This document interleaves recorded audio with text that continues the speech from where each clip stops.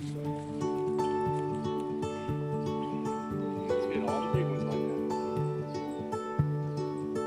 see your bowl there, Braden. Wow. You all did a good job. How do you like the garden? Feels good picking stuff that you've grown yourself, doesn't it? Now I just can't wait to eat a salad for lunch. You and me both. Maybe with some salmon and some egg and avocado.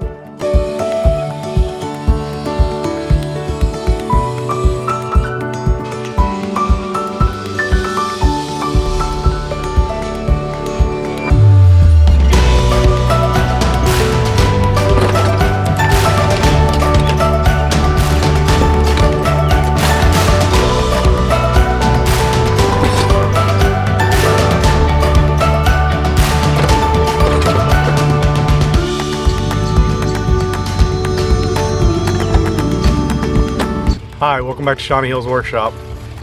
You know, we all make mistakes. They just hurt a little bit more when you really know better.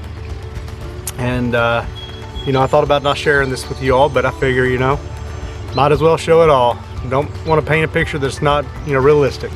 So, you know, a few videos ago, we built this garden and we got it probably 95% done, like a lot of my projects, and then there were a few little odds and ends that needed to be finished up that I was like, oh, I'll get to that, and I didn't, and you know, there are consequences.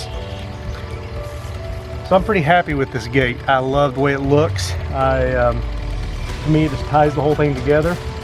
But something I did not do was I did not put stop on the door stop. Now, if you don't know what door stop is, it's literally the piece of wood that stops the door from pushing on through. Now, the gate won't push through because it's got the latch, but the door stop will help a door in this situation keep from warping. Pressure treated wood is really wet, and when the sun hits it in the evening and draws out moisture from one side faster than the other, it will cause it to really warp in a certain direction. Putting door stop won't stop that from happening completely, but it will make it, you know, not as bad. So now I don't think I can keep the door or straighten the door back up long term, but putting the stop on now will at least make the door sit flush inside the opening when it's closed. So that's what we're going to do today.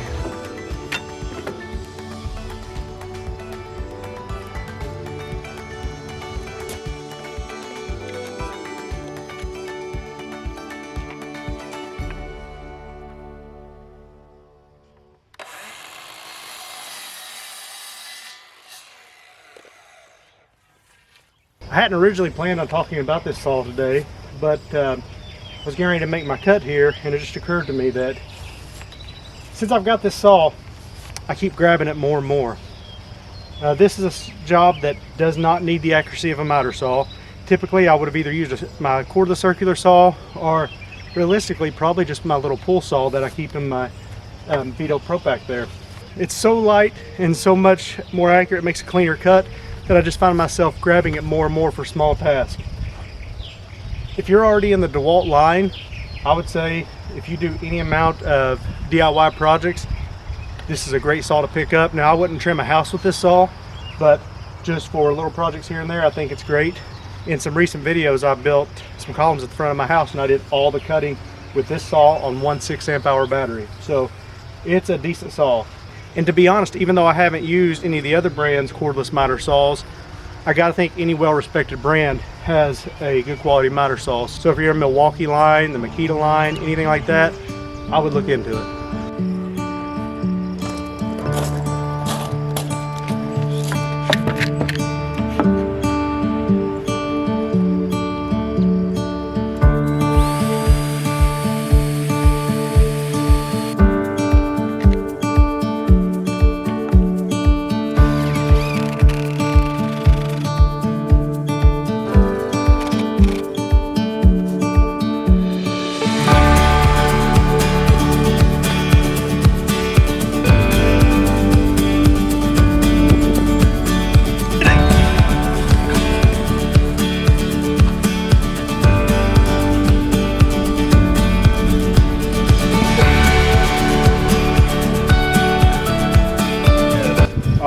that is so much better. The door closes good and straight, and now even when it's drying out, it's going to hold it straight. So hopefully it will, some of the warp will go away and it'll come back straight, but I don't think it'll ever come back completely. There's chainsaw again. You know, it probably took me longer to get my tools back out than it did to actually do this job today. And so it makes me wonder why I just didn't get it done when I had my tools out to begin with. And I don't know the answer, but I know that it's something that you got to think about. That what is the cost? What are the opportunity costs in the future if you put something off? So that's this one for today. Hopefully if you like this video, you click that thumbs up button. If you don't like it, click that thumbs down button, but leave me a comment telling me why, and we'll see you next time.